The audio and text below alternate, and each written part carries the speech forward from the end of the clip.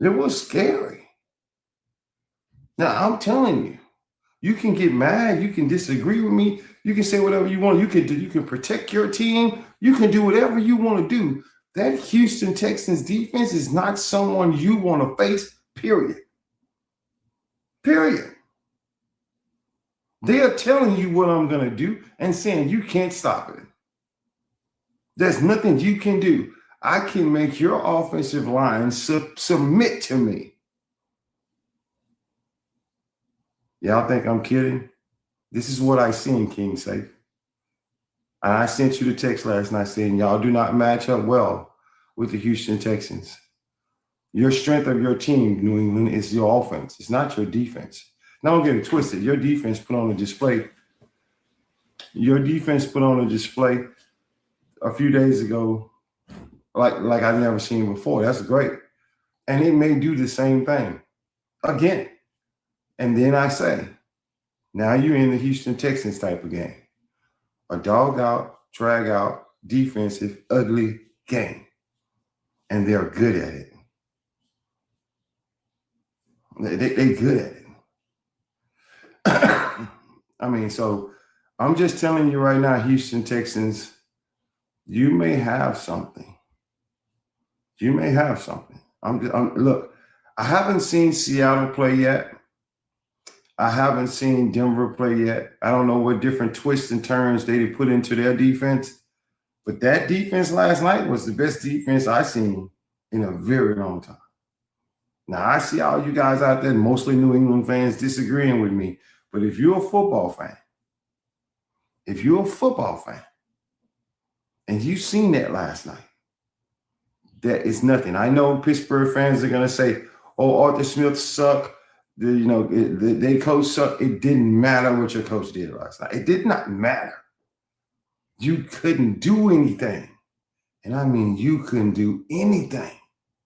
You try screen passes. Nope. You try short passes. Nope. How about we go deep? Nope. I'm not giving you nothing. Nothing. That reminds me of the 2001 Baltimore Ravens. It does. I'm not giving you jack. Cody, you weren't going to beat them, dude. Cody, you couldn't beat the defense. Let it go. This is what I'm trying to tell you guys. I don't give a damn how you think you could have called better plays. I watched the defense just smother a team. They just smother. Oh, we could have called better plays. We could have did this. No, you couldn't. What? What were you going to do? You tried everything. I even said, look, start throwing the ball to the tight end. Start throwing the ball to Fry move. No, Aaron Rodgers don't have time. I don't have time to throw the ball. I got 1.5 seconds, and they on my ass. How you going to run a play like that? We could run the ball. Nope. They stopped that quickly. Nothing. You ain't running the ball. So what could you possibly call, Cody? If you can't get time to throw the ball, what can you call? I don't understand how y'all didn't see this. Is it really to a point where we just look at football as what we like, not what we see? I saw it. When they scored a defensive touchdown, I stopped watching the game. It was over. You couldn't move the ball. You can't do anything. Yeah, Cody, it doesn't matter. You did not have time to throw. You did not have time to throw. You just didn't, man. Yeah, look, I don't give a damn what quarterback it is. If you ain't got time to throw, it doesn't matter. You don't have time to throw. I'm just trying to get you. Drake May will not have time to throw at all. He ain't going to be able to run. This is going to be a doggish fight. Now, I'm going to tell you all these things because it's my job to tell you. I don't care if you don't believe me, and I don't care if you disagree with me. I saw what I saw. I mean, I saw what I saw. And you can think of all these different things that a coach could have did. I saw what I saw. You ain't convincing me. Ain't nobody convincing me. You come up on this panel and tell me all the stats you want. I saw what I saw. I mean, like it's just simple as that. I mean, like I'm just trying to get you guys to understand. If you didn't see what I seen last night, I don't know what you was watching. Maybe you was watching something else. They wouldn't give you nothing. I think Frisbo just put it in the audience, put it in what's called, you had 175 yards of offense. 175 yards? I don't know if y'all look, it is what it is. Listen, guys, before I bring this panel up, I don't want to stay on this game for the whole show. I'm just trying to get you guys to understand what I seen in the Texans defense last night is not an anomaly. These guys are really that goddamn good. And I'm gonna go back and I'm just gonna tell y'all straight up. In the offseason, when I seen the Houston Texans putting all that money on their defense, all that money, I said the Houston Texans will be the best defense this year. And they have not disappointed. I'm telling you, if they play like they played last night against New England, you're going home. It's just that simple. You're going home. Like it's you unfortunately, a Cinderella season, you have to run into somebody like the Texans. I was hoping like hell that the New England Patriots did not have to run into the Texans. This is the one team that can cause major problems for New England. Don't worry about it. They can cause major problems for Buffalo too, and Denver. Does not matter who left. So if y'all didn't see that last night and y'all seen something different, you come on the panel and make a fool out of yourself. But everybody in the world saw that last night. There ain't no coach, not Andy Reid, not Mahomes, nobody could have did anything against that defense last night. They didn't miss assignments. They were everywhere. Linebackers were where they're supposed to be. Cornerbacks was where they're supposed to be. Linemen was where their gap protection was where it's supposed to be. Everything was where it was supposed to be. How you going to move the ball on that? You try everything, it doesn't matter. You got 1.5 seconds to throw the ball. My offensive line suck. They make your offensive line suck. I ain't taking shit away from Houston on this because what I seen on a defensive display last night, like I told y'all, that just reminded me of the 2001 Baltimore Ravens. You couldn't do nothing. I mean, I'm just saying, Cody, you can get rid of Arthur Smith. I mean, I'm not saying Arthur Smith is a good or bad offensive coordinator. That has nothing to do with it.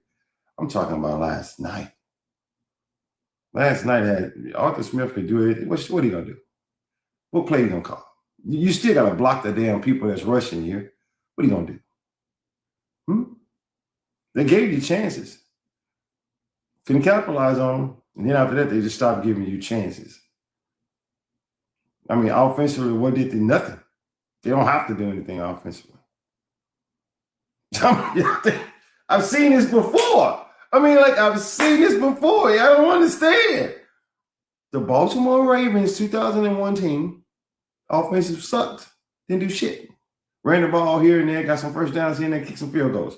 The defense was just stifling. So y'all can say what you want to say. I'm going to bring a panel up and I'm going to let you guys say what y'all want to say on this game. And then we're going to move on because I want to talk about the 49ers and I want to talk about the Chicago Bears. They won. And I want to talk about the Buffalo Bills. I want to talk about the winning teams over the weekend. But I want to talk about this game right now. And all I'm saying is, and I'm saying it for the record, and I'm sitting on the SWAGHOLLIC Sports Show, New England, you have a problem. Yeah, and you can't even call Houston because Houston is the problem. Just telling y'all right now. So talk all your shit. Talk all your shit you want. Good luck with that. Hold on. Joe's, hold on, man. Hold on just a second, all right? Y'all guys, I see y'all in the panel. Y'all just hold on for a second, all right? I have people asking me to come up that I don't know. So when I do that, I have to pause so I can see if these people are the right people. And it is what it is. I'm trying to get a mixture of Pittsburgh fans up here with Houston fans as well, and keep the integrity of my show as well. So y'all just hang tight. Shit, what happened? So just hold on, because I want to hear this. I want to hear some stuff, and I'm telling you guys straight up. Hold on. It's somebody different. Hold on, Dom. What's going on? Hey. Hello. You hear Hello. Me? Can you hear Dom, me? hold on, wait a minute, Dom. It ain't got nothing to do with you. Hold on, it's me. Dom, can you hear me? Yeah, can you hear me? All right, just letting you know, it's as far as anything goes on this show, but just do not say the N-word. No N-word at all. Other than that, we're good to go. I'm trying to get a mixture of Pittsburgh fans up here with Houston fans, but we're not talking fandom, and we're not talking anything other than hold on, New England fans. I see you out there too. I'm gonna bring you up. I promise you, because I'm gonna be interchanging the panel today. Just letting you guys know, so y'all hang tight, don't leave. Did y'all hear my introduction? Yep. Yeah. Yes, sir. It's on y'all. Y'all disagree. Y'all are welcome to disagree. You're welcome to say anything you want to say, because you can't tell me what my eyes didn't see. So I missed the intro, apparently. What'd you say? I was telling them that the Houston Texans defense is smothering. It's scary. It reminds me of the 2001 Baltimore Ravens. Ravens? I said the same thing. They don't give you shit. Like, they don't give you nothing. And I don't give a damn who the coach and offensive coordinator was last night. It wouldn't matter. These boys are playing disciplined football. They playing together. They playing. I counted myself, especially in the second half. My boy Aaron Rodgers had 1 minute and 1.5 seconds to throw the ball. 1.5. That's it. That's what you get. I don't know how the hell you're gonna be. I don't know how the hell you're gonna do Yeah. this. I mean, anytime your defense can score just as much as your offense, it's a problem. And that's true, Dom. You know what they're saying? They're saying, well, the Houston Texans don't have offense, so their defense has offense. So I'm convinced now. I'm convinced, but I'm gonna let you guys have it. Joe, tell me what you got, baby. I was going to say, I won't beat a dead horse, because y'all been hearing me say the same thing for like weeks now. But maybe people will get what I'm saying when I say that this is a defense first team. You get what I mean? And it literally doesn't matter what our offense does. Like, we're building a foundation right now, right? Like, D'Amico's a defensive coach. He fine-tuned his defense to the point where now during this off season, our offense gets to, sit back and improve, and, CJ gets to develop in peace. You get what I mean? Because, like, it doesn't matter if he gets 4 turnovers a game like Justin Herbert. It don't matter. Like, he can do what he wants. It's about the defense. And the sooner y'all realize that, the, less you'll get your feelings hurt. That shit was crazy, dude. That dude turned the ball over in the wheel. I mean, like, fumble. Don't matter. You ain't get no first down anyway. Fumble. Don't matter. I mean, like, that's just crazy shit to me. I'm sorry. I'm laughing because I'm like, let me explain to y'all why I'm laughing. Because last night I had some money on Pittsburgh. I really did. I did, and I didn't even mind losing my money, because when I see stuff that's special. I mean, that's special to me. I'm like, hold on, guys. Come on. Yeah, I kept saying to myself, all right, here's what you got to do. You got to run the ball. You got to dedicate yourself to the run. Put 3 tight ends in there. Do whatever you got to do. Bring big linemen. I don't care what you got to do. Let's get this ball. Let's run this ball. Okay, the run ain't working. Okay, so you know what? We got the quick screen pass. No, that ain't working either. You know what? We need to go downfield. Damn, let's go downfield. Let's do something. That ain't working either. I'm like, okay. At some point, I just ran out of ideas, and I was like, "Damn, this is incredible." Frisbo, who is that? Who is that? Is that GJB? Who is that? What's up? Frisbo, you go first. You go. You tell me. Am I crazy? And I'm gonna argue. Am I crazy? I mean, just tell me I'm crazy. No, Swag. Houston played a lights out defensive game. I tell you what though. The Houston defense, man, I might take that with a little bit of a grain of salt moving forward because Pittsburgh's offense is just mid, and that's a compliment. I mean, we're 26th in rushing, 22nd in passing. So our offense isn't good, and they showed it. They exposed it. They said, they took us down. So, but moving forward, I mean, you move into like a New England or something to where they have the defense to match you and an offense that can score. I mean, what I see from C.J. Stroud last night, I mean, that was ugly, especially in the first half, man. You can't move forward in the playoffs if you're going to turn the ball over like that. So I don't know, man. Houston with a grain of salt. Pittsburgh played an ugly game, and I really didn't have us winning that, although I did put the bread on it because I'm a Pittsburgh native and I got the faith. I got to ride with the home squad. But, yeah, man, that was an ugly one. I like that. Jordan, what you got, man? Hold on. Oh, no, sorry. I was just going to say. Oh, sorry. I was going to say, keep downplaying the defense if y'all want to. Like, I don't understand how many weeks it has to be proven. Y'all do this every week. Y'all try to downplay it. Y'all try to compare it to others. You can't compare it to anyone else. Like, y'all just got to stop that.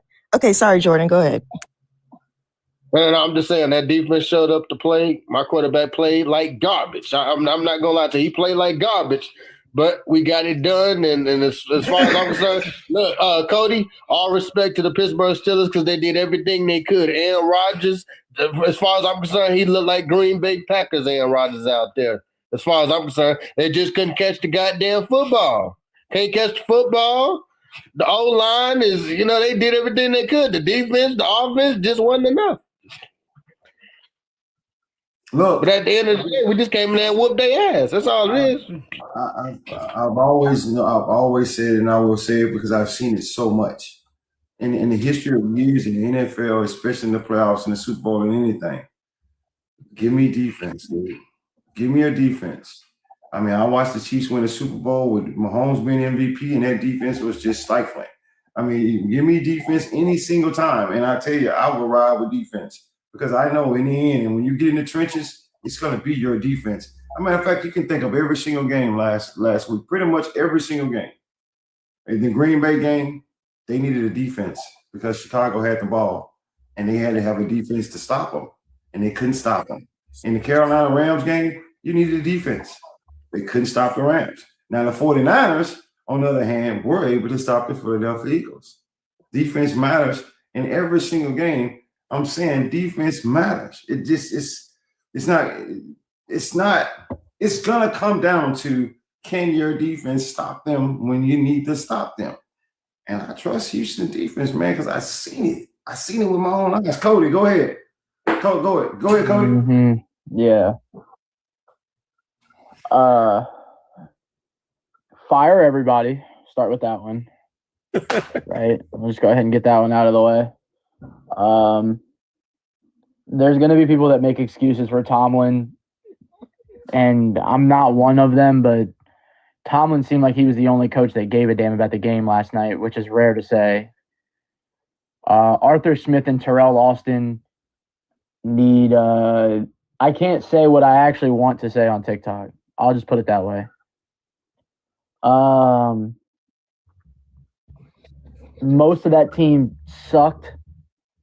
We played like shit. Injuries are never an excuse because it's always next man up. Do I think having Broderick Jones and Darnell Washington in this game would have helped? Absolutely. They gave Dylan Cook no help on the left side of the line all night, and Will Anderson feasted because of it. Then when they gave Dylan Cook help, unfortunately, Fatanu just got eaten alive by Daniil Hunter. It's just how that Texans line works. You can't help both tackles, and those edge rushers are good enough to beat almost any tackle one-on-one. To our defense, I have genuinely no complaints other than in one drive, we were unable to stop the run for actually a good portion of the game. The only thing that I have a problem with. Joey Porter Jr. took Nico Collins out of that game for 90% of it until he got hurt. And the 3 Christian Kirk plays that happened were just blown coverages. Those happened, but whatever. Let me ask you a question. If you'd had everybody you wanted in the game, if you could have stopped their run, if you could have did anything that you wanted to do. I mean, why are we asking a hypothetical? No, because you beat them. If we had everybody healthy, maybe, but I mean, no. Maybe, No, but even then, Cody, it's not. All right, They're better than you. I can't get to. They're better than you. Just say it. It's okay. It's no big deal. Coach knows it. He saw it too. Just go to the next person. I mean, you look. Let me explain something to y'all. You cannot take this fucking shit serious. This is not personal. This is just a football team. They're not better than Houston. That was obvious to everybody in the world last night. If they would have did everything you said, Houston would have beat them. They are that goddamn good. It's just that their defense is that damn good. There's nothing else you can say. I love you. You know I do. But there's nothing else you can say other than, damn, they good. I mean, their defense is freaking good. Nothing else. Yeah, but I just gave them that credit. I mean, I'm just saying, you're saying all these different things of what this Pittsburgh could do, this Pittsburgh, it doesn't matter. I didn't say, like, when did I said it would have helped, but when you play against that D-line, you cannot help both tackles. Both of our tackles, regardless, got 8 and alive. I said that, Swag. I said that. I was just giving the props to our defense because they played as good as they could. We were on the field for 90% of the fucking game. You better cry, bro. Like, I mean, what do you want me to say? Do you want me to say that the Texans defense is the best in the fucking league and that they're going to beat everybody by 1,000 points because their defense isn't going to give up anything? If you want me to say that, I'll say that. They have a Super Bowl winning defense. That is for sure. But Jesus Christ, like oh my God. You know what I want you to do, my friend? Because this is my friend. Damn. This is my friend, so I can tell him this. You know what I want you to do? Don't take it to heart. It's not being taken to heart, but it's no, you're taking a loss to heart. Frustrating. No, it's not. It's frustrating as hell. God damn. No, it's not. Cody, you know I love you. Dude, this is not frustrating. You know why it's frustrating? Because you love your Steelers. That's why it's frustrating. Like that. See, that's the part that I try to get everybody to understand when they own these panels. Man, when Pittsburgh lost last night, if I was a Pittsburgh fan, I would have lost not one bit of sleep over that. Because why? You know damn well as I know. They got a whole bunch of things they got to fix over there. They got further than most people even expected. I actually had them going a little bit further than this. I did. I had them beating Houston.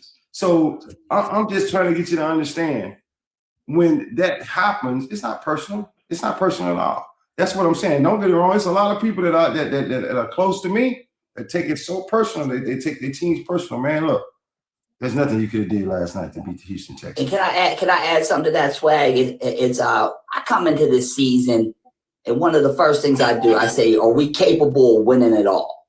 So if I look at our team and we're not, and I don't think we're capable of winning it all, it just really boils down to at what point are we going to lose? You know what I mean? If we could win a wild card game, that was the ceiling for us. I would have been happy for that. We lost it. I'm not surprised, given Mike Tomlin's history. I mean, that was to be expected. You know what I mean? We were really coming in this, and we were coming in as the underdog. So it's not like we were coming in as the favorite and we gave this up at home. So nah, this ain't too much of a surprise to me at all. Like, you know what I mean? I kind of expected this. And some people still have that hope that they can do it, but here's what all that comes down to: talking shit. That's what it all comes down to. And just remember, I said that, Dom. I know you gave a take earlier. Give me another one, Dom, because I know Coach Common. Matter of fact, Coach Common, you going last. I'm not even letting you do it first because I'm going last. It's a reason for it. But Dom, tell me. I know you had a small take on this, but just listening to everybody and what they say, we've seen what we've seen. It's not. You can't hide that. I mean, we seen what we seen. Like, so like, even if you take the Texans defense out of this game, which you can't, but like, say you do, you still gave up like almost 140 on the ground. You gave up 250 in the air. Sure, they didn't turn into points. It wasn't because you guys really stopped it. It was because CJ fumbled the ball 5 times. Like, even on defense, you got your ass kicked. And it's like, I think some people wanted a Cinderella story. They wanted Aaron Rodgers to ride into the sunset. But it's like, look at the landscape. Aaron Rodgers hasn't been back to an NFC Championship game since when? He hasn't. What, 2010? 2010? Exactly. We're 15 years later. If you thought Aaron Rodgers was going to be the game changer to get you over the hump, that means you ignored his history. And you can't do that. And I like your take on that, but especially when you said the offense, I didn't even realize, I didn't even see what was going on. But let me tell you guys something. And Cody, I hope you still there. You need to stop taking this shit so personal. I'm going. Hold on. Let me have it, guys. Let me just tell you something. I'm gonna tell you all you guys something, especially you young guys out there. Y'all take this shit way too personal. And the reason why you take it personal is because you own these goddamn panels talking shit about your team and about what you know. And then when your team lose, then you run for covers because you take the shit so personal. I've been on my show so many times and I've been wrong. I don't give a damn because you know what? I don't take this personal. This is not personal. It's not my goddamn team. And my team didn't even make the playoffs. So what I was supposed to do, it doesn't matter. And when I tell you New England fans out there, y'all need to hear me because a lot of y'all got the same syndrome where you think that you're invincible. You're not. You're not. And I'm telling you right now, that offensive line, that shit you just went through, that you saw Pittsburgh just go through, remember, because they coming. They ain't hiding it. They not acting it. They ain't disguising their coverages. They ain't doing none of that shit. They just didn't stop me. I'm coming. And when you're like that, that's when you know you are good. So I'm just gonna say that. Bakari, go ahead, give me your take on it so I can let Coach Carmen have this thing. My take on the game was our defense was smothering from the start of the game all the way to the finish. The strip. What happened? One thing about the Texans, Coach DeMeco Ryan says something every week, and those that are Texan fans, and I'm pretty sure, I don't know if you go watch what the coach says in the pregame. He always says it's not about how you start, but it's how you finish. And Houston finished that game in a fashion we ain't 23 points in the fourth quarter. And what I liked about this game is CJ had a bad game. He did. But the thing that happened is we start playing complementary football. The defense forced turnovers. It was a lot of 3 and outs. And one thing that I don't know if anybody mentioned, Houston was damn near 80% on third downs. Yeah, Frisbro mentioned it. Okay. 30% on first down. It was some plays where CJ missed some throws that normally he makes. But to me, CJ ain't been right ever since he had that concussion. It doesn't, you know, CJ, this is CJ Stroud's job. CJ Stroud's job is not to lose the game. If you expected CJ Stroud to go out there and compete with some of these quarterbacks, you're losing your mind. CJ Stroud knows his job, and that's what I like about it. See, CJ Stroud understands, and I saw him say, I'm just trying to get better. Right. And when you're doing that, you have accepted my role. My role is not to lose the game. That's correct. It ain't to win the game. My role is not to lose the game. And it's simple because my defense can bail my ass out of any situation that I get in. So why? And I'm pretty sure he was sitting over there because I actually seen DeMeco lips move and say, what is he doing? Like I saw that with my own eyes. Yep. Yeah, because he's like, what are you doing? Stop fumbling the ball. Stop making mistakes.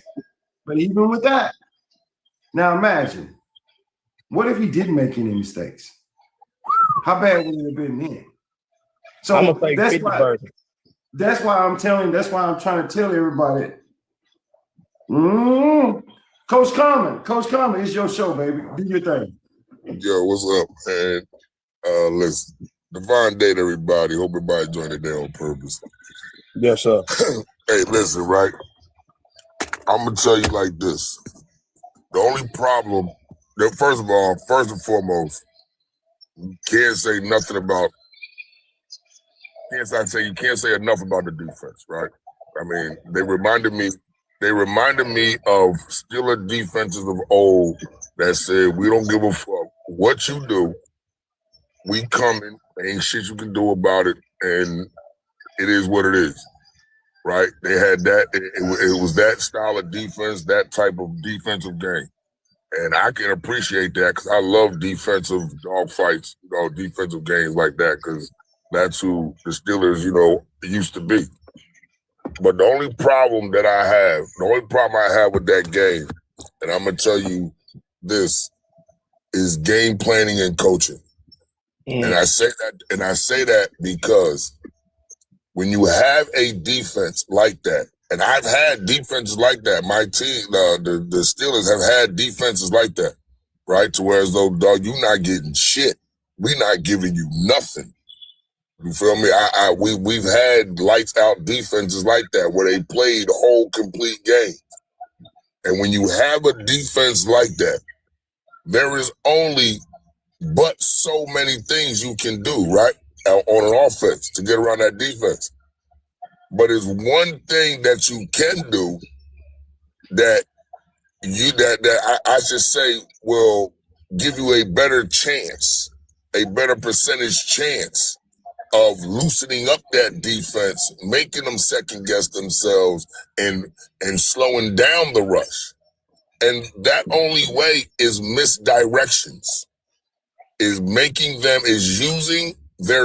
turning a strength into a weakness. The only way you beat a team or a defense of that caliber that is locked in and playing like that is to turn a strength, something that they do very well, and you turn it into their weakness. Now the only way you can do that is with coaching. Now, like I said, the only problem that I have with how the Steelers played last night, as far as offensively, is that I don't feel as though the offensive game plan had because I only saw one misdirection play, and Kenneth Gainwell got a 14-yard run on it. That was the only misdirection play that I fucking saw. And when I saw that misdirection play, I said, finally, they fucking realized it. It was only one. It was one misdirection play that they used, and Kenneth Gainwell got a 14-yard run on it. And when I saw that, I said, finally, these motherfuckers finally realized you got it. The only way to give yourself a higher percentage chance of defeating a defense like that is with misdirection, turning their aggression and their speed and turning a strength into a weakness. And the only way you can turn a strength into a weakness is from coaching. That is the only way you're able to turn a strength into a weakness. And like I said, the only problem I have is that I don't feel as though our coaching and our game plan was up to the task of even giving us a chance to beating that defense, because we didn't have no misdirections. We didn't try to use their aggressiveness and their speed rush against them. We tried to match them. We tried to go up against it instead of using it as a motherfucking instead of us using it, like I said, instead of turning that strength, instead of turning that aggressiveness, turning that hard pass rush, that speed rush. Instead of us using that and trying to do misdirection plays, trying to do a lot of motion, having them over pursue, having them over pursue, trying to turn a strength into a weakness. That is coaching. And I saw none of that yesterday. That's my only problem. My only problem is I saw no type of way. It's like they didn't read, it's like they didn't look at no film. It's like they didn't look at no film of the Houston Texans. Like nobody watched any film. Because listen, I don't even have to watch fucking film is the bad part.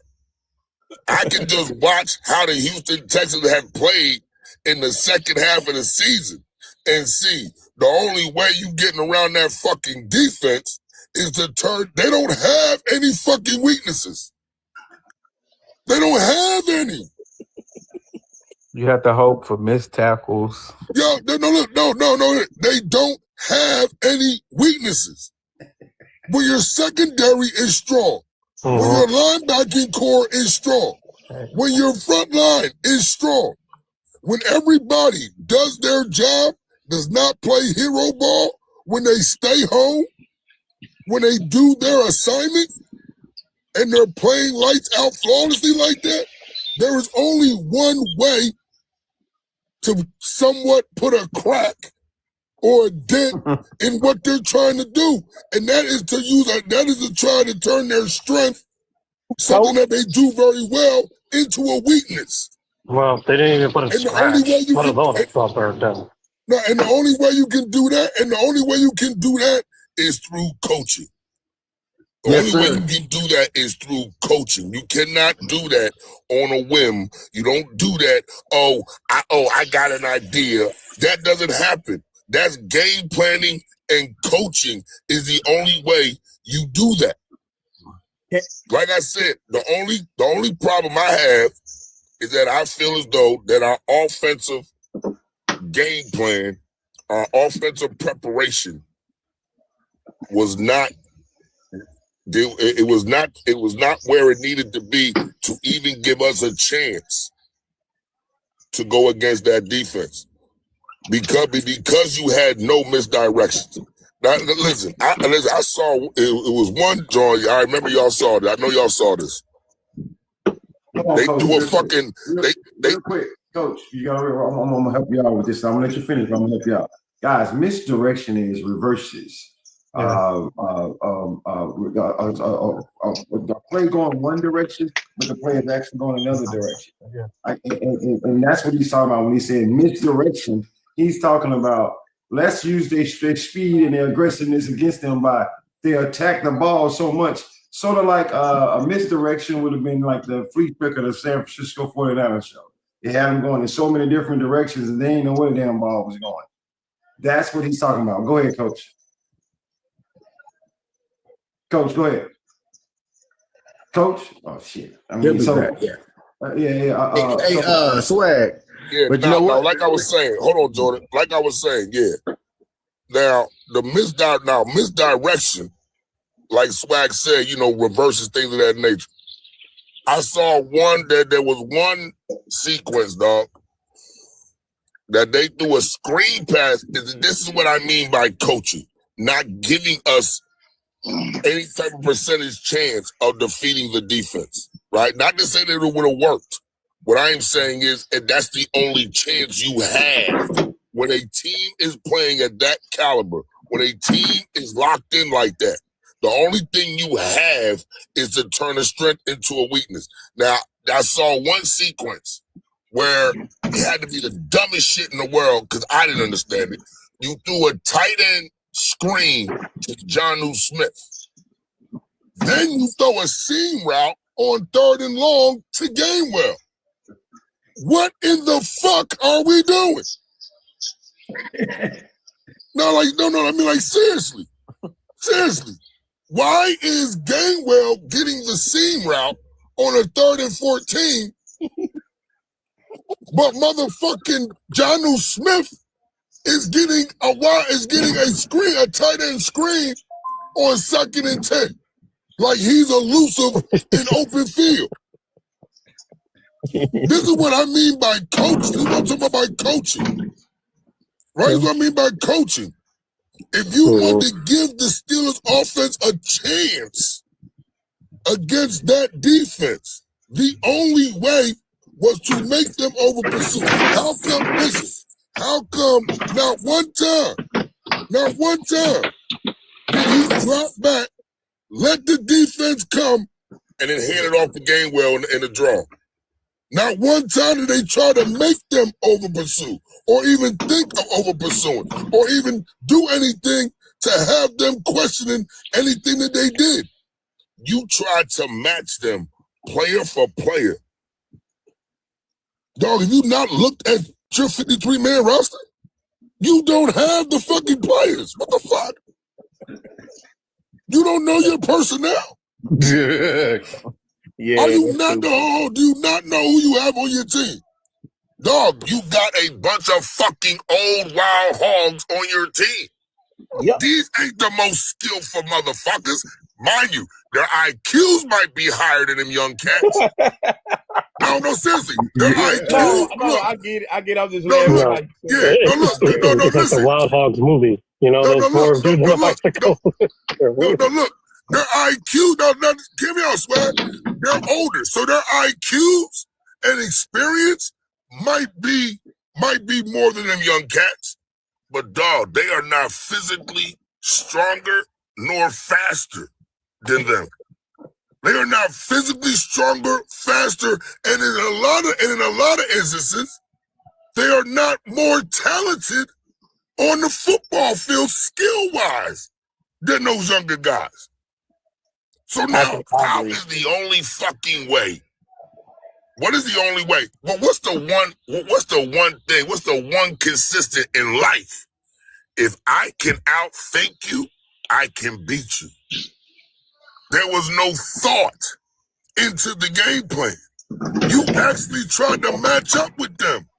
You not one time tried to outcoach D'Amico. You never tried to outcoach him. You never tried to out-IQ him. All you did was say, I'm going to bring my team, you bring your team, and we're going to line up. Motherfucker, do you know who's on your team? You know, Coach. That's why I want you to go last. I want to let Antoine go because I want to get off this game. Antoine, Mac, what's going on? Unmute yourself because I had to mute you because you had a lot of noise in the background. What Coach said is just football 101 for me. For a lot of you guys, it was football 101 and entertainment as well. I mean, I'm just telling y'all straight up. Can I ask the panel a question right quick, Swag? Go ahead, Bakar. Yeah, man. I'm going to tell y'all who the Texans defense remind me of, and it's going to shock a lot of y'all. Swag, you remember the 1986 New York Giants front seven? Oh, Lord. With Lawrence Taylor and Leonard Marshall, Carl Banks, Pepper Johnson. Yeah. Mm-hmm. When I see the Texans, their front seven remind me of that. But one thing I don't know about New York secondary. I mean, the front seven was just their secondary was real too. Yeah, the secondary was real, but you got to remember, it only had a wide receiver 1 and 2 and a tight end, so it was a different type of secondary at that time. And also, you got to remember also that the Giants played a 3-4. They didn't play a 4-3. That defense was 3-4. It was 4 linebackers. That's when they introduced Lawrence Taylor as an outside linebacker edge rusher. Mm-hmm, exactly. So they had never used an outside linebacker in that way until Lawrence. Right. But just to let you know, it does kind of have some semblance to it, but it really reminds me more of the Baltimore Ravens 2001. That's what it reminds me of. Because the Baltimore Ravens 2001, if you got a first down, if you got 2 first downs, you were so beat up by the time you got it to the point where you didn't even want to move the ball no more. They physically just beat the shit out of you. Like that, it wasn't even just about when I'm watching Houston, they're beating you, they're fit. Like that's what Coach was talking about. You don't have a roster that can compare to them. So what are you even trying to do that? You got to use trick plays, misdirections, because you coming into the game saying it's mano a mano, and it really ain't mano a mano. And then when you see it, you can watch them on film, and then you can say, "Oh, okay, yeah, we can match up with these guys mano a mano." But then when you see them on the field, you're like, "Oh shit, we didn't screw it up." So at some point, you got to have a backup plan. You got to have something. They had nothing. Yeah, I agree. And even if they would have had something, it would just make the game a little bit closer because Houston still would beat them because they're just that damn good when it comes to defense. But like he said, it would at least gave them a chance. And here's another thing. When he spoke, he's speaking football, not fandom. He's talking football. I'm trying to before I go into the next game, because I want to go off into this. I want to go off into the San Francisco-Philadelphia game because I feel like I didn't do the 49ers enough justice. I talked too much about the Eagles' downfall. I need to talk about Swag. The only thing I'm gonna say is this. Coach. Not you, Coach, but not you, Coach, but not the Steelers fans on the TikTok. But I seen a video where Steelers fans was walking into the game talking about we want Houston. But when you say that, better come ready, be prepared. Hey, Swag, can I say one quick thing? It's really listen, man. The Pittsburgh Steelers did what they needed to do to win. I mean, going into that fourth quarter, it was 7-6. We had 3 turnovers. Anytime you get 3 turnovers, you have a high probability at winning. It's just offensively, we couldn't execute. The Pittsburgh Steelers defensively, we gave our offense opportunities to win that game, and the offense let us down. And the offense didn't. But I will say this: the offense execution, what it was because of the lack of coaching and game preparation done on our side of the ball. It's like they didn't know. It's like they didn't know that we had a 42-year-old motherfucking quarterback. Like they didn't know our receiving core got fucking kids graduating high school about to go to college. It's like they didn't know.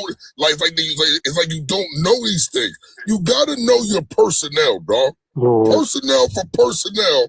It's obvious that we cannot match up speed for speed, strength for strength with them.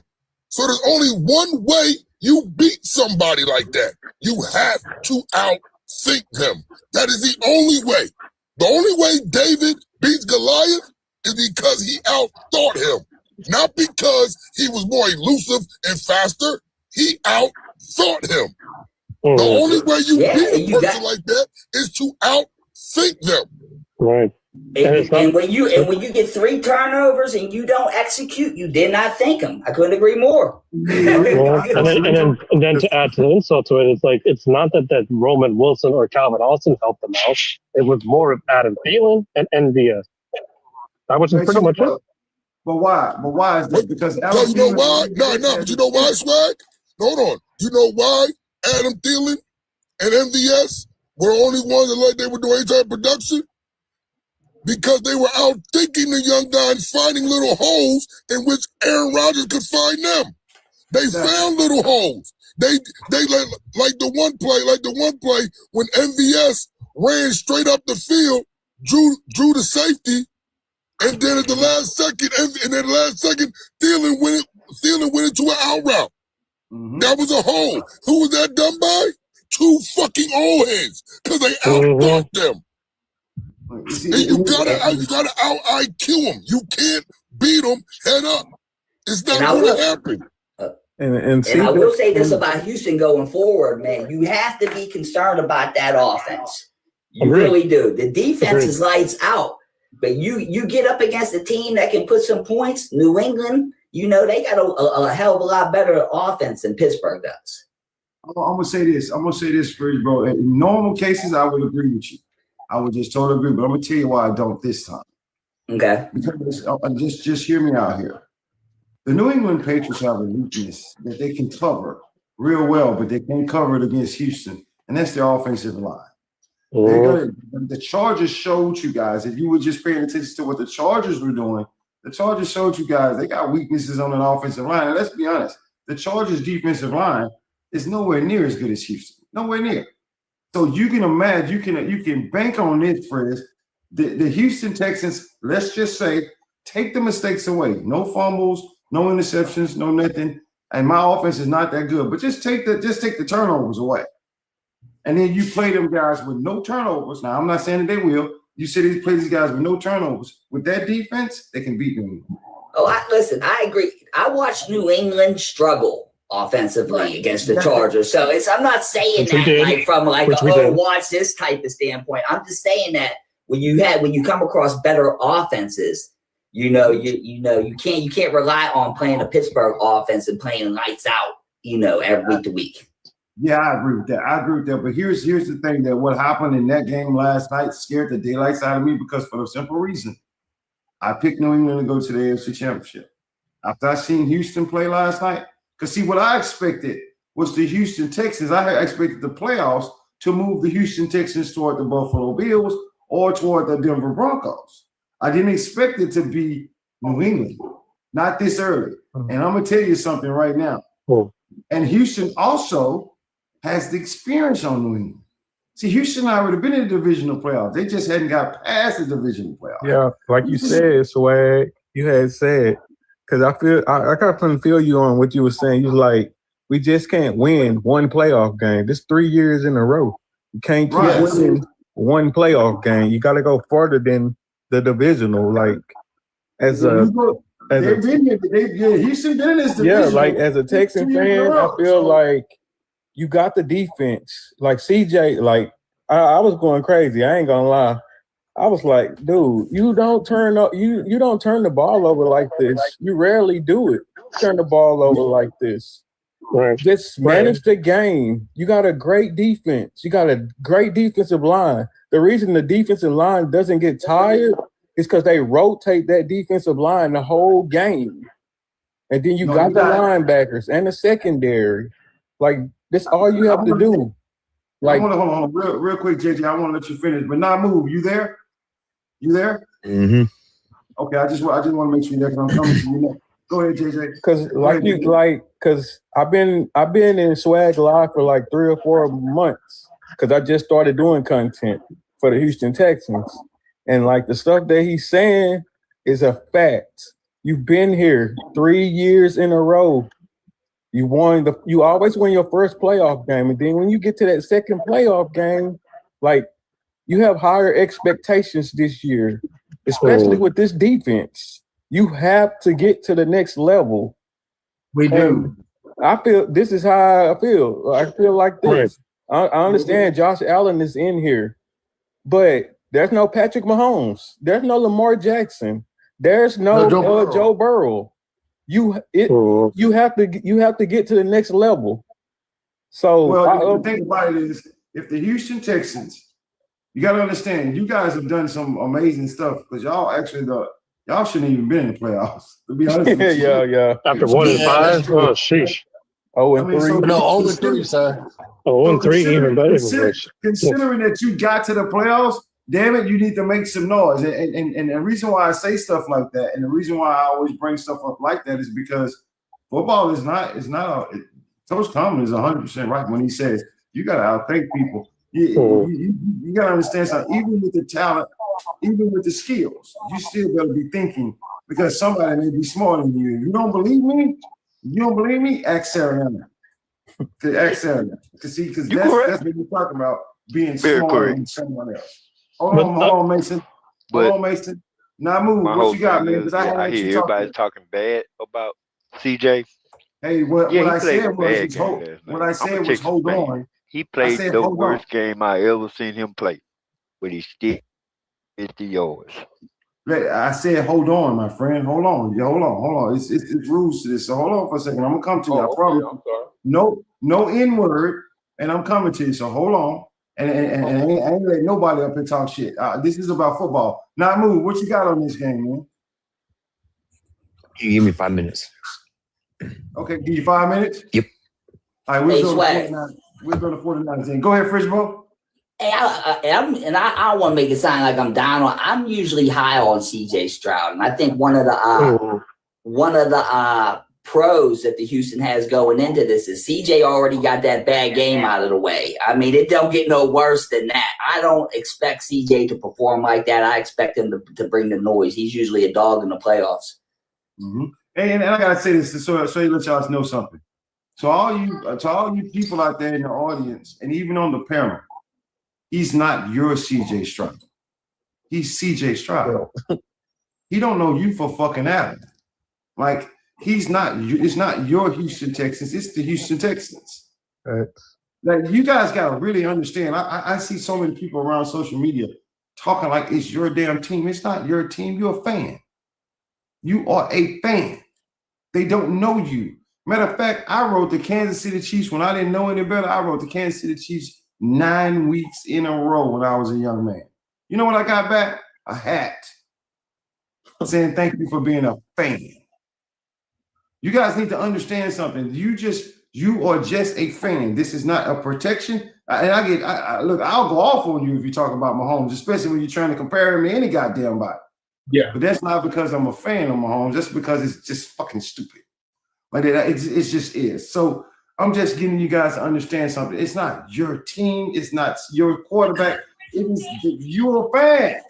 And with all that being said, let's move on to the San Francisco 49ers. Houston, you got your love this morning. I want to make sure I gave it to you. I'm going to be honest with y'all. You showing me something? My bad, Swag. I wasn't able to come up with something. Hold on. I tried to come to you in just a second. Go ahead now, move. All right, so Houston and this Houston and Pittsburgh game. Yeah, it's me. Yeah, what's your ass? Why do you keep switching shit? Like just I didn't even know it was you. I caught. Not move, yo, not move. That's JB. Yeah. No, my other account caught a charge, so I gotta wait. But no, from the game last night, I mean, it pretty much went the way that I thought it was gonna go. I did have hope in Pittsburgh, but like I did want to see Pittsburgh do it, but in the same instance, like Coach has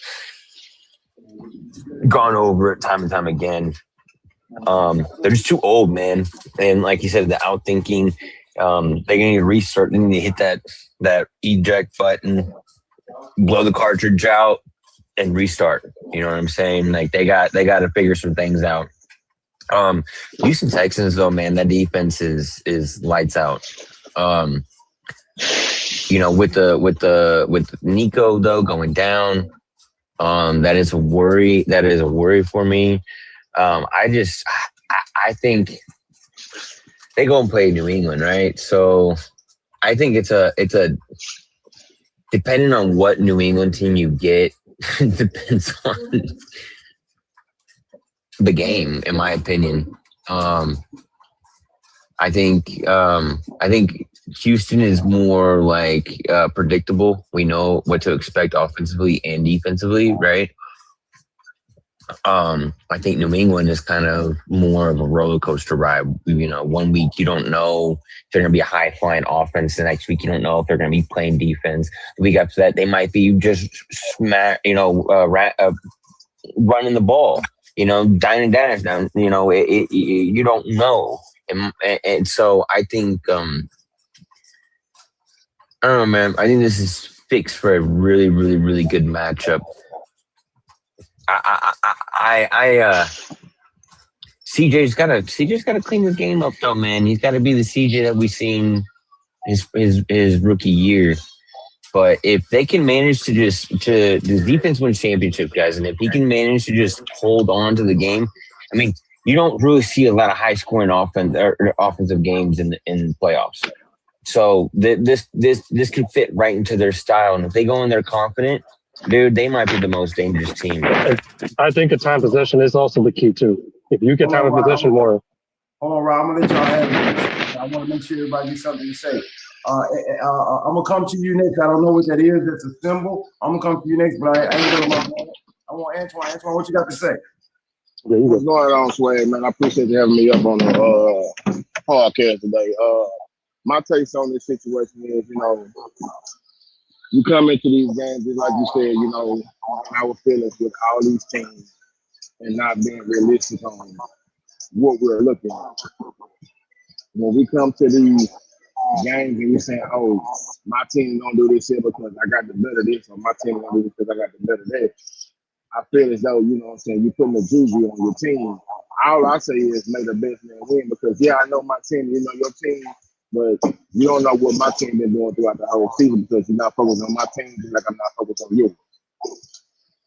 what we need to start doing is just giving these players an opportunity to go out and show what they can do instead of putting a mouth on them and say, well, he's sorry, he's trash, he ain't gonna do this, he ain't gonna do that.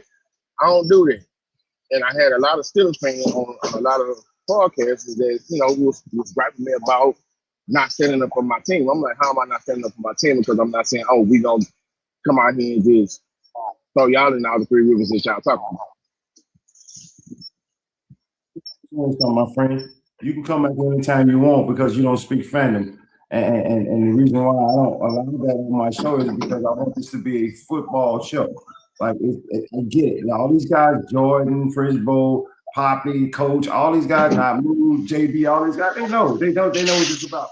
So for you to come on here and say that is really important because that means you can always come back to this show. I do not speak fandom at all. Devin, what you got, man? What you got? Yeah, I honestly was going to say the same thing as Antoine, bro. You really got to root for everybody because everybody got to prove their point because it's made a best man win because everybody knows this. Anybody in the playoff is one of the best teams in the NFL. So you're going to be going against the best. Just like Not Move Pride said. Podcast. Not Move Podcast. Yeah. My bad. Like he had said, bro, Stroud has off games. And like I was going to say about that, Stroud has off games, but y'all have to understand he has led the Texans to the playoffs 3 times. He is going against Drake May, I believe, right? He's going against Drake May. He does not have that type of experience, but we're not going to shit on him, man. My fault for using cuss words. I know. I'm just saying Drake May is also good. Cuss words, just don't use words. Drake May is also good. He got Scotto Boyd. He has Stephon Diggs. These teams going to be neck and neck. You see Texas have a good defense. You really don't know what to expect. Say is I have a theory about the fumbles, but I'm not gonna say it just yet. We got a whole week to talk about that. But I have a theory about the fumbles. Hey, yo, Swag, I just address the panel real quick. Hey, listen, and I just want to say this to the panel and to the chat, right? To the panel and the chat.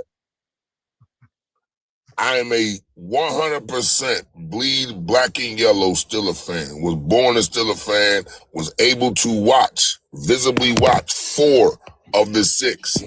The first one they won the year I was born. So no, I did not see that.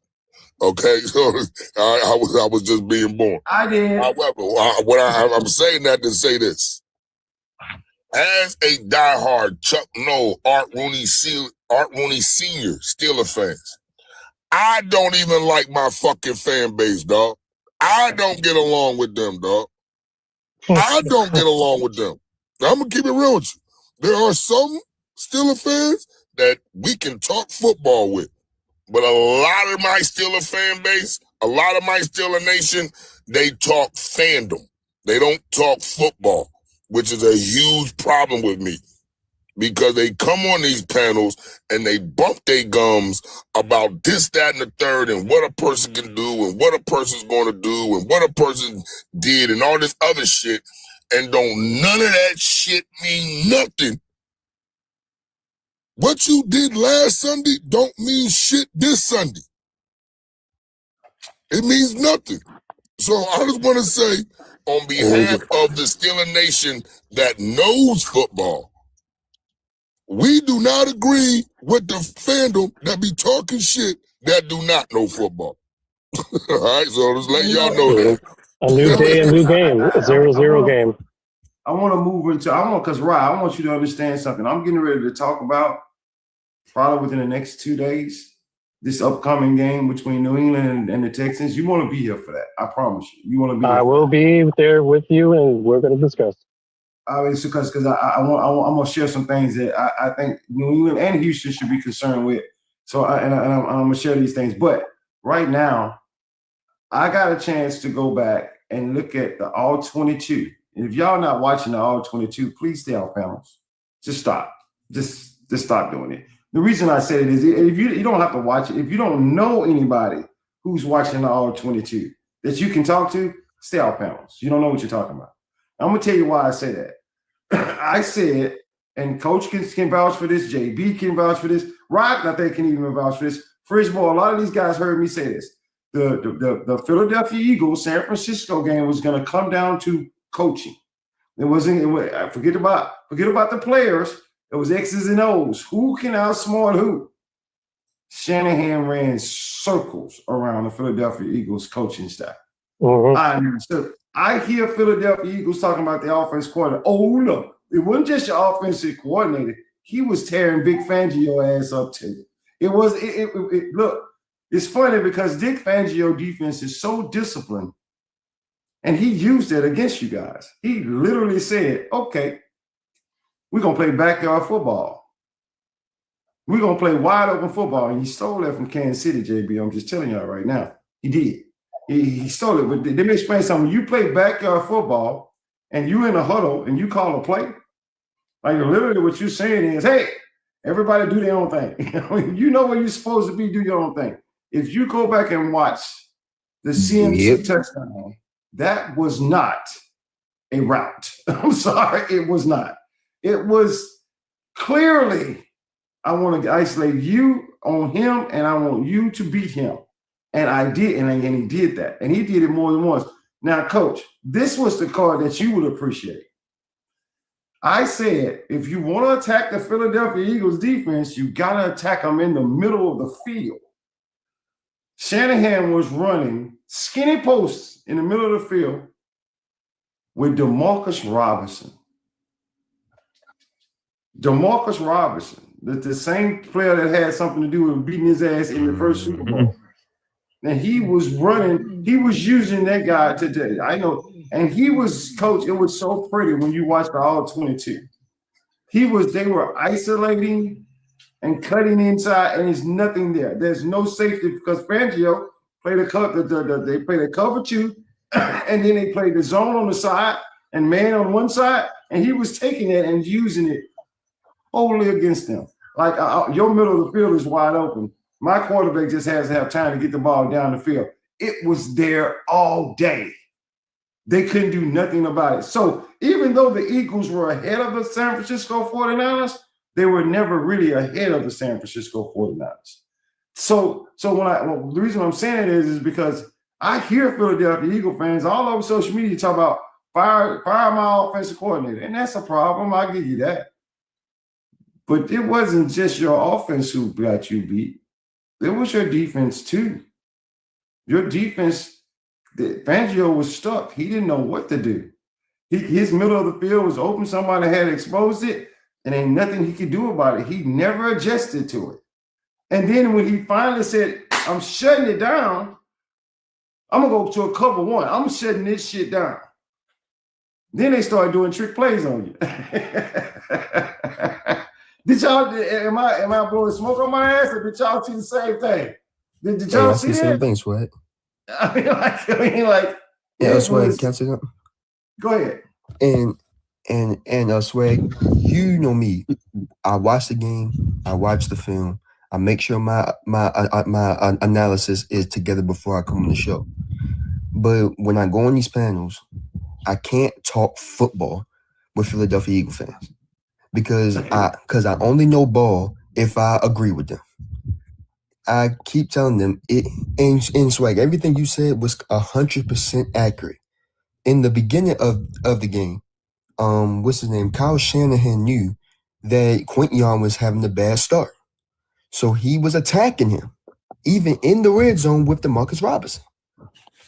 And he also saw a weakness in the middle linebacker. What's his name? Nakobe Dean. He saw weakness in him. Yeah, Nakobe Dean. That's his name. Yeah, he saw weakness in him in the red zone. He attacked him. The defensive players had weaknesses, and Kyle Shanahan knew it. So he attacked the weaknesses, and they won the game. I want to hold on for Papa Wilson because Randy said that trick play was suggested by Kubiak. That's why Kubiak ain't gonna be. That's why Kubiak ain't gonna be on that goddamn team. Oh, you talking about the daddy Kubiak, or you talking about the son? The son Kubiak. Yeah, it was the son. So if the son, just listen to this. So and this whole thing, we give him credit. We giving Shanahan credit, but I should just say his entire coaching staff, because all of them was on point. Well, and I'm giving it to Robert Saleh too.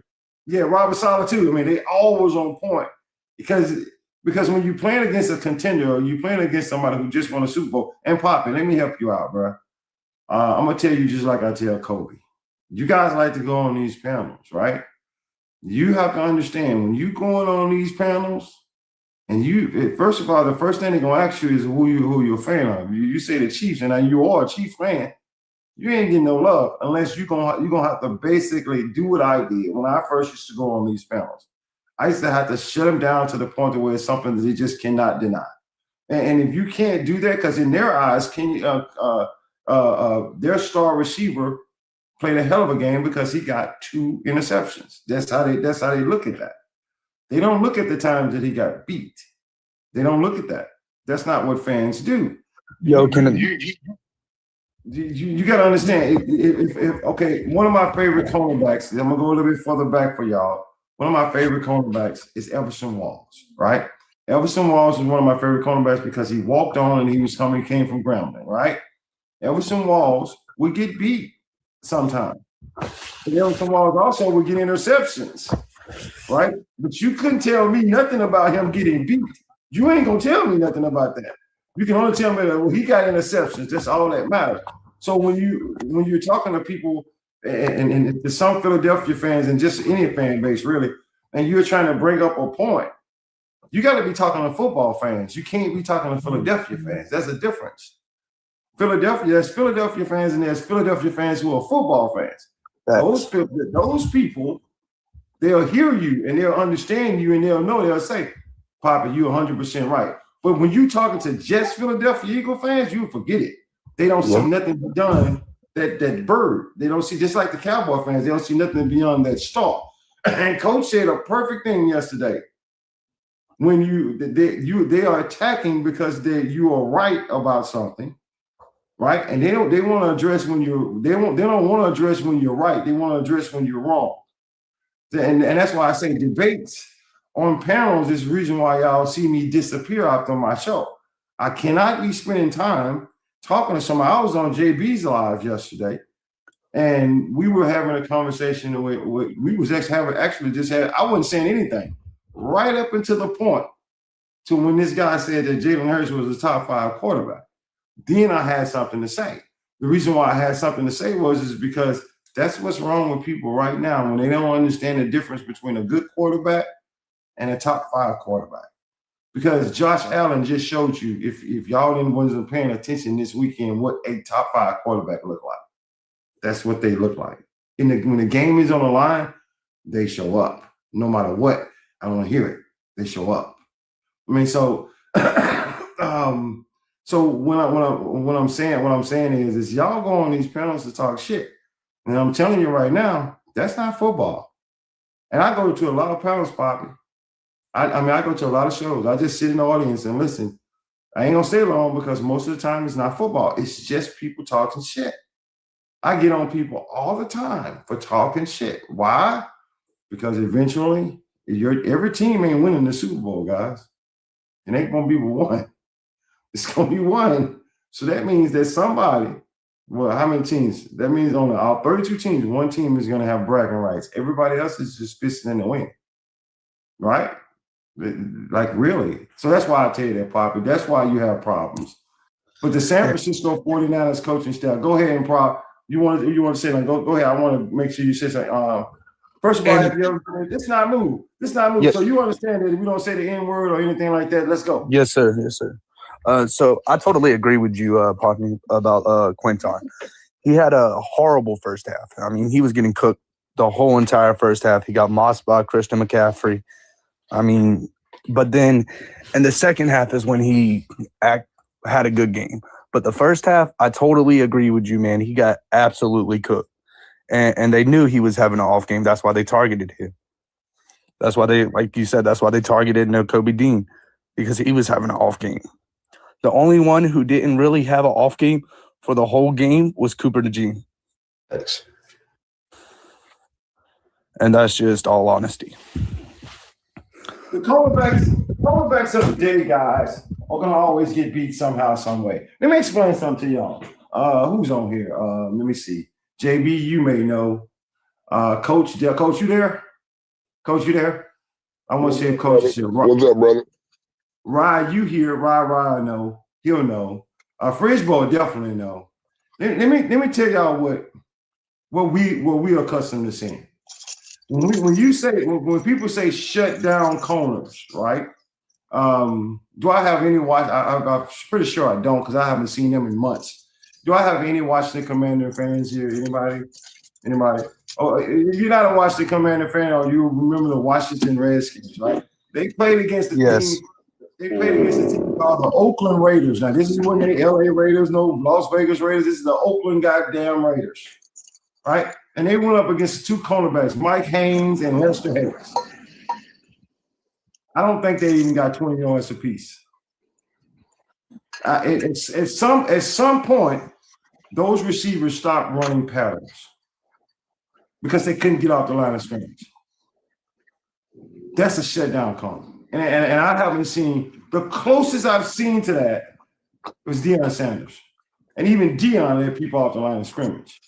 I haven't seen anything else. Darrelle Reavers was in that category too, where he could just shut you down. You're not getting anything. Champ Bailey and Charles Woodson. I mean, Champ Bailey too, Charles Woodson too. I'm not taking from them. I'm saying that was the second batch, right? I'm talking that's the second batch. But Darryl Green was another good one too. But I'm talking about the first batch, the batch that changed the rules. Like this is the Mike Hayes, the Lester Hayes. They changed the rule. Like they had to change the rule because receivers couldn't even get out the line of scrimmage. Mel Blount is actually called the Mel Blount rule. I mean, that Mel Blount and Dennis Shell and all those guys. Y'all got to understand that when you were a receiver back then, you had to be really, really good because these guys were really, really good. So when I see football today with the rule changes and this and that and all that, I hear you. I hear you. But it's one key thing. The rules at that time, right? The rules at that time were based upon trying to make it even for both sides. It did not favor one side more than the other like it does now. Now the rules favor, and it's not just in football, it's in professional sports because points put butts in seats, right? High scores, points put butts in seats. So that most professional sports now in their totality are geared easier to allowing runs and harder to defend stopping you scoring. That's just how professional sports are. From basketball to the physicality of basketball being a stop to baseball. They can't block the base no more. You got to stand in front of it. Like everything is geared more to you scoring now than it was back in the day where it was like, you know what? All right, well, they can't do this, then they can't do this. We're going to make it even, so we're going to try to balance it out. Whereas though now the scales have really balanced way higher towards scoring and way lower to defending. And I'm telling y'all, Quinyon is going to be one of the best in the game. I'll tell you that straight up right now. He probably already is. He's going to be one of them. But I'm just going to tell y'all right now, all that shutdown corners and all that. Man, y'all just talking. Y'all just talking. Because to be honest with you, even Sauce Gardner, I'm sorry. It's hard for me to be impressed once I've seen how it's been done. I've seen it too. So, I mean, I can't look. Let me tell you something. Cornerbacks of the past that can truly play the position that are considered shutdown corners, they didn't have to hold you. They didn't. You weren't just. You know what? They was just. This is what they were going to do to you. They was going to do to you what Jerry Sneed did to Tyreek Hill in the playoff game. You ain't getting off the line of scrimmage. Hey, as soon as they snap the ball, I'm putting you on your ass. You ain't going anywhere. And when you get up, I'm gonna put you on your ass again. And by the way, when you try to run a pattern, I'm gonna hit you so hard to the point where you ain't gonna even run a pattern anymore. So the quarterback gonna glance over and see, oh well, no, he's not there. I got to go to somebody else. That's what shut down corner mean to me. It doesn't mean that I'm going to let you off the line of scrimmage and stay with you the whole time you run the pattern. That ain't shut down. That's cool. That's good cornerback play. That's not shut down. Shut down means you ain't even getting in your route. You're not going to get in there. Like, I don't know if you guys seen it. Y'all see what LeGarrette Sneed did to Tyreek Hill. He couldn't even get out the line of scrimmage. Like, I'm not going to, you stand right here. So this play is done. Yeah. You can't even find a good corner now that's comparable to like Champ Bailey or Charles Woodson nowadays. Right. And even those guys, now those guys were a little different. You make them get out the line of scrimmage, you may even catch it, but you're going to get hit so goddamn hard, you're going to feel it. And you're going to probably let it go. I mean, so all I'm saying is, guys, it's different eras and different things. So when I hear shut down corner, Quinyon is going to be a great corner. I like him. And I think he's going to do well in especially in the Philadelphia Eagles defense. But that all being said, I want to move this thing on because I don't have that much time. I want to move this thing on. I'm just truly saying that was a master coaching job by Shanahan and his crew. Because Robert Saleh, I didn't think that's why I had Philadelphia winning the game, because I didn't think Robert Saleh would be able to do anything with the Philadelphia Eagles offense, even though the offense has sputtered. No, man. These schemes that these guys are coming up with, it's just getting crazy. I mean, master plans. They're tired of getting beat in the Super Bowl, Swag. They're tired of getting beat in the Super Bowl. Right now is the best chance for both sides to win it. And then it ain't with just the AFC. It's the whole NFL. It's the best chance for the whole NFL to win it, other than Pat and the Chiefs. Right. When you say this, and I said it, go ahead, Rob. I want to let you talk because I know you've been trying to talk the whole show. Go ahead. Oh, no, I was going to say, like, they did it with 6th and 7th players on defense, like secondary practice squatters, like not even secondaries, practice squatters. You ain't lying. And a guy named, and everyone should know this, Eric Kendricks, linebacker for the 49ers, played years in Minnesota and was a Cowboy last year or two. He comes off playing 3 weeks, signs with them for 3 weeks, and he didn't play good this first.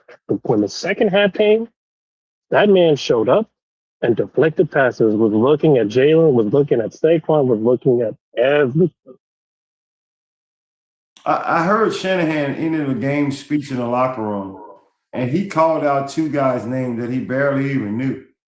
And he said, y'all just joined the team, a month ago? Month and a half ago? He said, y'all balled ass off. And I was like, what? You look, it just remind me of that Any Given Sunday scene when Jamie Foxx walks up to Al Pacino and he said, and he looks at him and said, Beeman, looks at him and like, who are you? Like, I don't even know who you are. Right. Like, he had to double take his look at Jamie like, who is it? Wait, okay. like we always say, next man up. Next man up's gonna take on the field. Hey, Swag. A lot of times now. What's going on? A lot of times nowadays, these corners ain't even turning their hips right at the same time. I've been watching this game lately, like they turn their hips before the receiver even get to them, and then they got to come back to the receiver. That's gonna get it. You know what? I'm so happy you said that. I'm gonna share something with y'all. My position was cornerback.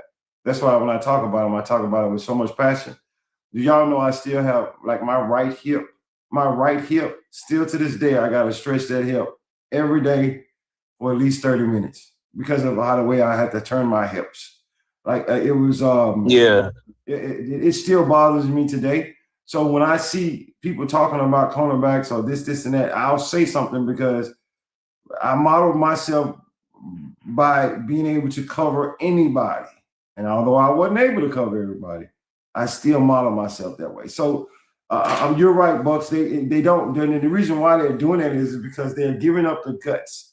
In other words, that was a cornerback that played for the Cincinnati Bengals, Billups. That's his name, Billups. He was a great corner. Nobody talks about him that much because he really had some injury seasons. But when he was healthy, he was one of the best cornerbacks in the game. And what I seen Jerry Rice do to him in the Super Bowl was disgusting. I mean, and Jerry Rice wasn't doing it because he was so much better. He just ran patterns so precise to the point that Billups just couldn't keep up with it. Like it's just. I remember that. I mean, like it was just disgusting. I mean, like Billups was trying to, and he was making Billups turn around. Like Billups' hips would get locked in, and he would have to just turn a whole circle just to come back to Jerry Rice because he was just turning him in and out. I mean, so I'm just saying to you guys, when y'all talking about the cornerback position, if you got a good secondary that can play together, that's all you should be concerned with. All that shutdown corner shit, man, that don't even matter. Just a secondary that can play as one. Because if you do that, now you got a good secondary instead of saying like, look, Stingley and all these guys ask for more money because these guys are really good corners.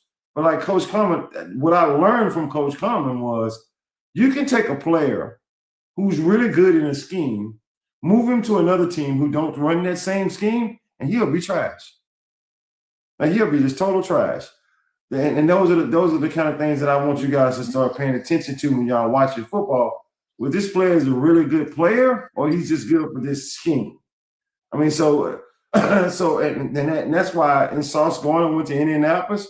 It wasn't long before people started picking on Sauce Gardner because he's not in the same scheme, and it's going to continue. It's going to continue. You remember I said that. So, look, guys, real quick. Let me just tell y'all what's going on. It's 9 o'clock. I have a new producer, and I want to bring this up right now because it's important. Namu Podcast, JB, and all those guys are producing my show, the Monday show that I do on Mondays, and I know JB he probably trying to produce all of them because that's what he likes doing. But I'm just that's fucking hilarious. I mean, so I'm just trying to get you guys to understand what we're trying to do is we're trying to go to another level. Like another level is have you guys come on this show and have a real sports show to come talk about. I'm sorry if I run a lot of young people off because I don't want to talk fandom. I even my friends like King Safe, Cody, and all those young guys, I'm seriously trying to get them to understand. Knowing football is so much better than talking shit. Because when you talk shit, what you're doing is you're putting yourself out there for ridicule. And when you put yourself out there for ridicule, people are going to ridicule you. See, the thing about me, I'll go on panels and people start talking shit to me. I just leave because I don't feel like and it's so funny because Coach Coleman, I noticed he do the same thing too. He don't really say anything, or sometimes he just leave. Because why? Why do we want to do that? What interests us is, and what interests you guys is, it's what you see and what you can learn. Like imagine this, Poppy, you're young. Poppy, when he first came on the show, Poppy was a shit talker, this and that. Man, I didn't see Poppy turn into a freaking football person. And I hope I had something to do with that because if the reason I want this is because just imagine you have no choice but to watch ESPN, Fox, NFL Network. You have no choice but to watch. But what you don't really understand is what those people do is they get professional football players to be on their panel and to be analysts for them. And you're listening to the player because the player played football. But the player that just became an analyst. The analysts that really are on the show, they ain't never played football. Hey, Swag, just to your point, I forgot what week it was. I forgot what week it was, but it was when I had the Steeler emblem as my profile. And somebody came up on the panel to try to say something. So they asked me a question about the Steelers. So I broke down the Steelers. So then I think we were on JB's live, and he said somebody asked him something. He was like, well, he's like, I came up here to troll. He said, I came up here to troll Coach because I saw he was a Steelers fan. He said, but I can't troll him because everything he said is a fact. And I can't. He said, I ain't got nothing to say. Right. And that's the whole thing we're trying to get you guys to understand. Who's that? Moose? Is that you, Moose? Yeah, it's me, man. What's happening? Hold on, guys. Hold on a second. No bloody text on it. There's only one thing. I think you were tempted. So Moose, you came in at the end of the show because I kind of got to get up. I kind of got to get out the show, but because now is my time. My wife has to go to work, so I'm just telling you guys, when you come on the show and you don't know enough to just get on this panel, or you don't know enough and you're in the audience, this is the time that you can just listen. You listen, you learn, and we ain't 100% right, but it's better than listening to those guys. I just saw a show the other day. Matter of fact, I want to say it was First Take. And I was looking at Ryan Clark, Cam Newton, Stephen A. Smith. And Ryan Clark was saying that the Buffalo Bills are going to the Super Bowl. And Stephen A. came back and said, so you just going to just brush Denver to the side. Like, Denver is not even an issue. You just said the Buffalo Bills are going to the Super Bowl. And the first thing that came to my mind is nobody knows who's going to the Super Bowl. Not one single soul. Nobody. Hey, Coach, Swag, can I back that what you just said? Go ahead. Stephen A. Smith and Ryan Clark said that same crap yesterday. They got in their feelings because they were still a fan, waving their little turbo towel fans. You know, like I said, like I would, and what they did was prior to their interview and what they was doing, they was reeling in the Texans like, hey, Texas, you still got to be worried about this, worried about that. Then when you get to the actual stadium or with the actual city y'all in, because your feelings got attached to it as them as on the panels, like you said, Swag, it kind of goes that way, just like the fan base. Because they get out there. Listen, it's really all come down to this. Watch football with an unbiased eye. If you do that, forget about it's your team. It's so funny because my boy Cody, when he watching the game, he takes series, like it'll be a series of what happened, and he take that to that's what's going on in the game. Like, for instance, the Houston Texans had a good series where they was able to run the rock. Like, I've seen teams play where you have a good series where a team can run the rock on you, but that doesn't necessarily mean that the team can run the ball on you. It just means they had a good series. I've seen the Chargers do it to the Chiefs 1,000 times. They'll have a drive where they just running the rock. And then they come back on the next drive, they can't run the ball no more because they've adjusted to it. When you see what the Chicago Bears did to Philadelphia Eagles, that's running the ball. 2 backs, 100 yards, they running it every single down. That's when somebody's running the ball on you. That's when you just can't stop it. I've seen Baltimore Ravens do that to people where they just run the ball and you just can't stop it. That's not running the ball. And you have to watch the whole 4 quarters to understand that's not running the ball. If a team can keep another team from getting in the end zone, it doesn't matter if they're running the ball because they can have over 200 yards of rushing and 6 points. Who cares? I mean, all these different things that I hear that some of the young guys make, and then some of the takes are really good, but some of the takes are really, really more biased and they leading with their heart. And that's why they get their feelings hurt when their teams lose. And when their teams lose, then they've been talking trash on social media so much.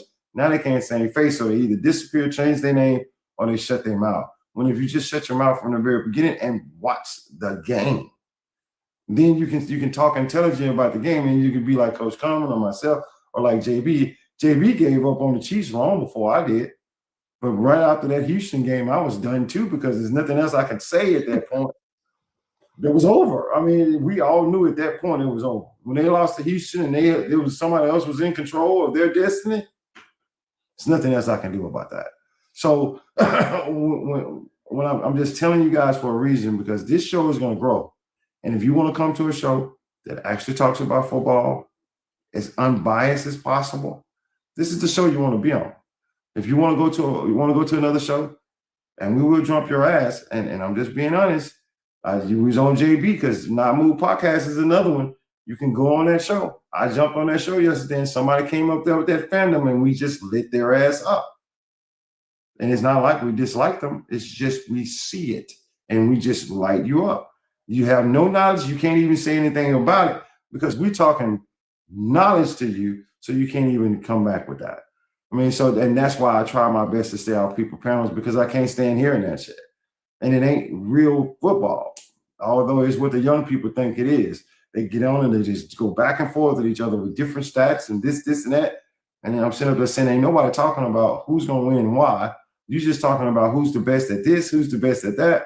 And it's really all subjective. Anyway, guys, I got to go. I'll see y'all tomorrow. Hey, Swag, real quick, ahead, Swag. I know I'm late to the show, but with the Eagles game, am I disappointed they lost that game? Absolutely, 110%. Am I surprised? Hell no. The writing's been on the wall all season. And I mean, bottom line is the offense, if it wasn't fixed by week 18, it ain't getting fixed till next season. It might not even get fixed next season, Moose. I'll talk to you about that. I'm gonna have a show about that because I want to talk about that, but I want to have that show after football season because we still got so much football left. But anyway, guys, I gotta go. It's your boy Swag. All right, take it easy. Thank you. All you guys, thank you guys, everybody on the panel, thank y'all so much. In the audience, peace. It's your boy Swag. This non-casual podcast may not be reproduced, retransmitted, or reused without the authorized written consent of the Not Move Podcast Network. Thank you, and we hope you enjoyed today's broadcast.